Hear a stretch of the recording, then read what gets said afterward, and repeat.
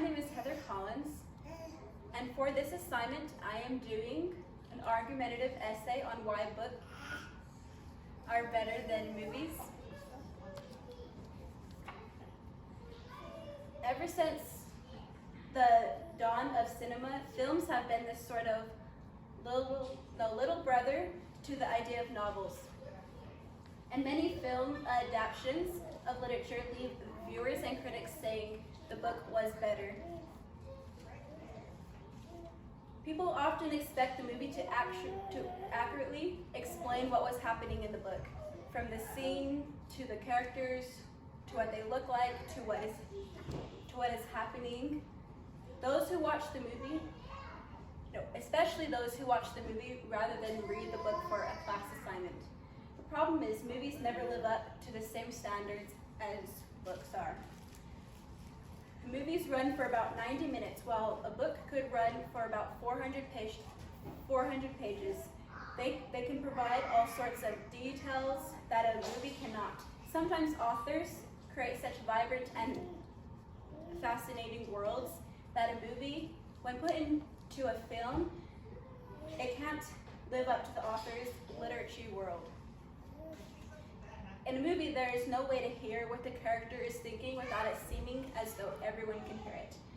Let's take the first movie of Harry Potter, for example. When Harry is sitting on the sorting hat with the sorting hat on his head, in the movie it seems as though everyone can hear the sorting hat deliberating on which house he should be a part of. In the movie, in the book, it states that no one can hear it besides Harry, and that no one can hear him loudly thinking, not Slytherin. In the movie, it shows him talking and speaking that, and everyone is hearing him say that. But in the book, it describes, it's just his thoughts and what he thinks and what the hat is just telling him through his head. A movie takes about 5 years to create. That includes filming and contracts, working them out, and editing scenes.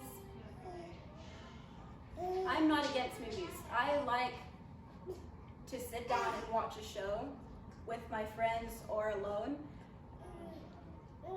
But the movies will never live up to what a book could be. There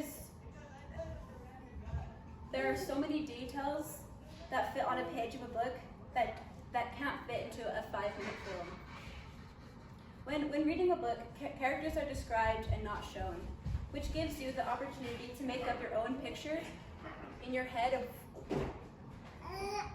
what they look like and their attitude and their voice. The situations and places are the same way, described and not shown. Allowing you to make up your own within your imagination. You form your own opinions and rational thinking for why things happen the way they did. When watching a movie, you are subject to both the rational, immediately presented, as well as the opinions of those around you.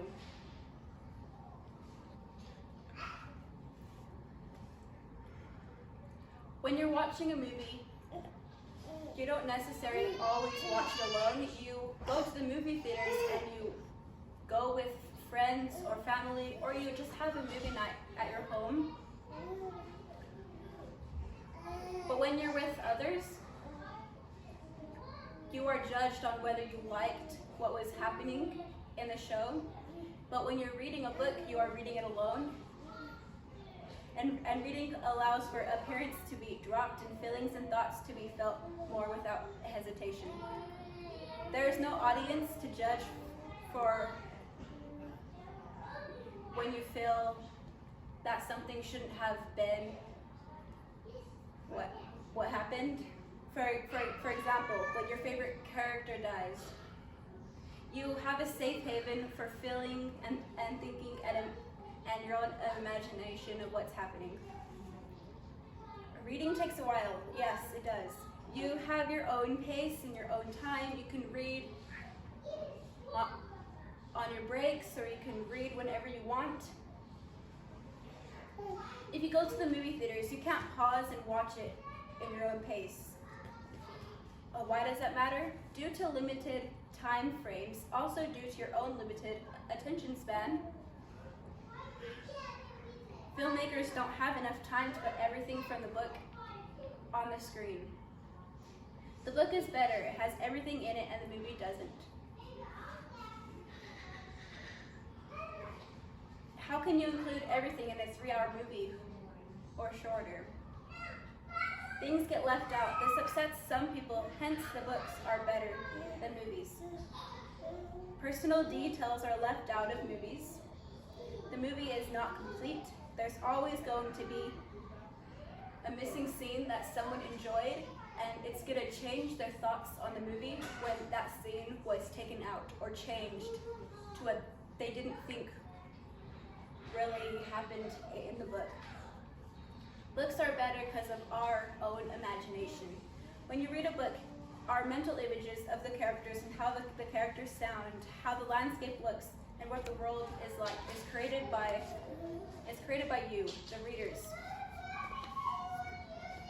An author can spend thousands of words describing an epic scenery from the level of details is outstanding. They can explain from the peaks of the mountains to the drips of the water to what the colors of the leaves look like. And that describes what the season was without having to it displayed in front of you.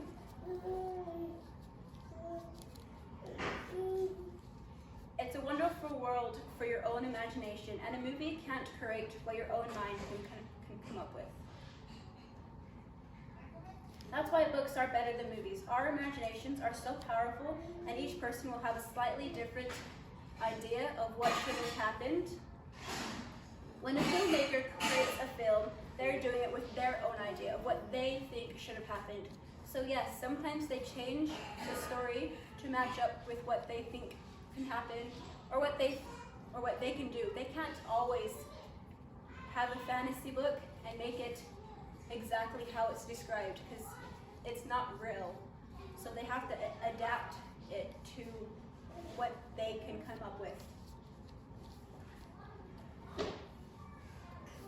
99% of the time, a movie will never be as good as the book, because the book is your world while the movie is someone else's. The book will always be better than any adaptation because it's always better at being itself. Although movies can portray wonderful stories, if it's the story you're after, read the book. Any questions? So have you compared like a book that you read and then a movie that you saw on the same story just to see the differences, or have you sat through a movie and thought that isn't how it happened in the book? Yes, I have. Let's take this book for example. It is 754 pages, and when they made the movie, they had to split it up into part 1 and part 2, and even when they did that, each movie was 2 hours long. They still missed plenty of scenes, and whenever I'm watching this movie, I'm always having the book with me and remembering how they are skipping some of the scenes that I really enjoyed.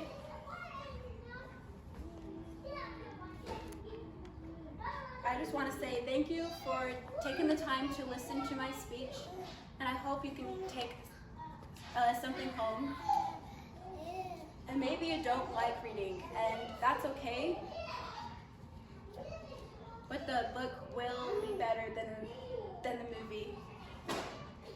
I hope you're having a fantastic rest of your day. I don't have a question, but I do have a comment. I can't read a book while I'm folding clothes, but I can watch a movie while I'm folding clothes.